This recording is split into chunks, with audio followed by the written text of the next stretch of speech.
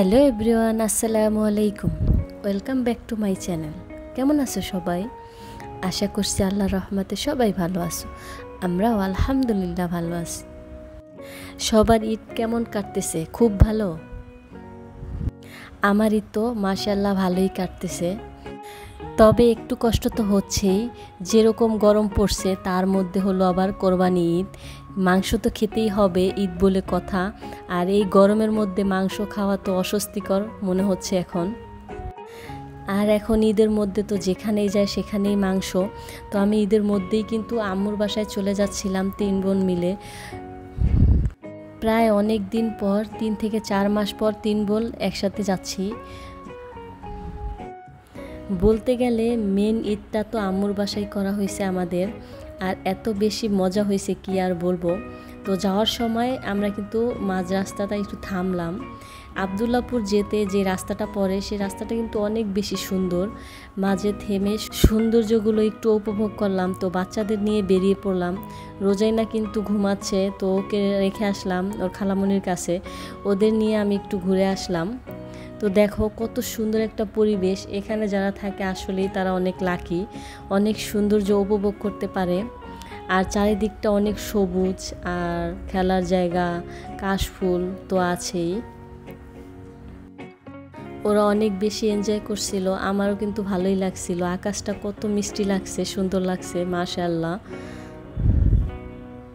আমরা প্রায় দুপুরের একটু পরেই বের হয়েছি। এই সময়টাতে আকাশটা অনেক বেশি সুন্দর লাগে, আর রোদটাও প্রায় পড়ে আসে, ভালোই লাগে। কিন্তু এখানে কত জায়গা শুধু শুধু পড়ে আছে, ফাঁকা জায়গা হাঁটার জন্য। মানুষ হাঁটাচলা করে, ব্যায়াম করে, খেলাধুলা করে বাচ্চারা বড়রা। বাট এটা তো টাউনে, সারাদিন খুঁজলেও এতটুকু জায়গা পাওয়া যাবে না। এটা একটু টাউনের সাইডে বলেই এই জায়গাগুলো আছে। এখানে তো হয়তো বা পরবর্তীতে বিল্ডিং উঠবে মনে হচ্ছে। কিছু কিছু বাসা বাড়ি আছে এখানে এখনও। এই ছাগলগুলো দেখে তারা খুব খুশি, তাদের খেতেও দিচ্ছে না, খাবার নিয়ে তাদের মুখের সামনে ধরছে, বাট তাদের দেখিয়ে তো পালিয়ে যাচ্ছে ছাগলগুলো। কিছুক্ষণ ঘোরাফেরা করে আবার রওনা দিয়ে দিলাম। এখানে কিছু আম লিচু নিয়ে আসছিলাম, সেটা একটু মেলে রাখছিলাম, নয়তো নষ্ট হয়ে যেতে পারে। আর লিচুগুলো তো প্যাকেট থেকে বের করার আগে শেষ। লিচু সবাই খুব পছন্দ করে নিয়ে খাচ্ছিল। আর এসেই দেখলাম আমার ভাই যে আমাদের জন্য আইসক্রিম তুলে রাখছে ফ্রিজে। যে যে আইসক্রিম পছন্দ করে মেনলি তাদের জন্য সেটাই আনছে। আমরা বোনেরা কিন্তু সবাই কোন আইসক্রিম পছন্দ করি, তাই সেটাই নিয়ে আসছে। আর এই স্পেশাল আইসক্রিমটা আম্মুর জন্য, এটা আম্মু খুব পছন্দ করে। আর এগুলোকে কি বলে স্টিক আমি জানি না, এটা আনে বাচ্চাদের জন্য, বাচ্চারা খুব পছন্দ করে। তাই আমার ভাই যখনই যায় তখনই নিয়ে আসে এটা আমাদের জন্য। যেহেতু প্রচুর গরম, আইসক্রিম খেতে কার না ভালো লাগে। আর আম্মুর বাসায় থেকে থেকে আইসক্রিম খেয়ে খেয়ে তো আমি ঠান্ডা লাগিয়ে বসছি। আইসক্রিম খেতে তো অনেক বেশি ভালো লাগে, তাও যদি হয় ফিরি ফিরি বাইদের ট্রিট, তাইলে তো আর কথাই নাই। আমরা আসতে না আসতে আম্মু মাংস ভিজিয়ে রাখছে। ঈদের সময় মাংস তো খেতেই হবে। তো আম্মুকে বললাম, দাও আমি মাংসটা মেখে দেই। আমি খুব সুন্দর মাংস মাখতে পারি, এই জন্য সব কিছু আম্মু গুছিয়ে দিল। আমি মেখে দেব খুব সুন্দর করে। আর মাখিয়ে কিন্তু মাংসে বসালে খুব ভালো লাগে। মানুষ যে কেন এত পরিশ্রম করে আবার ভেজে টেজে বসাতে যায়। মাংসটায় সরিষা তেল দেওয়া হলো কেন? আসলে কোরবানির মাংসতে অতিরিক্ত চর্বি থাকে কেন এটা আমি জানি না। তো চর্বিওয়ালা মাংসে যদি একটু সরিষা তেল দিয়ে রান্না করা হয় তাহলে একটু বেশি মজা লাগে, কারণ চর্বিটা জানি কেমন হয়, আর সরিষা তেলটা পুরো মাংসর মধ্যে ভিজে আসে। স্মেলটাও ভালো লাগে, খেতে ভালো লাগে। এখানে আমি সব ধরনের মশলাই দিয়ে দিলাম, মাংসের মশলা থেকে শুরু করে সব কিছু।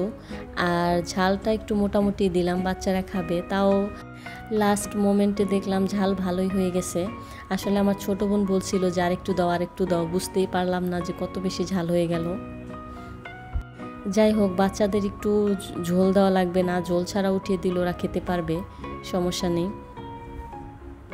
বাট এত বেশি মাংস যদি খেতে মজা না হয় তাহলে তো খাওয়াই হবে না। আম্মুকে মাংসটা মেখে দিয়ে দেন চলে গেলাম রুমে। এসে দেখি বাহ, প্রায় মাংসটা তো হয়ে আসছে, খুব সুন্দর হয়েছে কালারটা। তো আমরা বোনেরা চলে আসলাম যে মাংসটা একটু তুলে খাবো, গরম মাংস।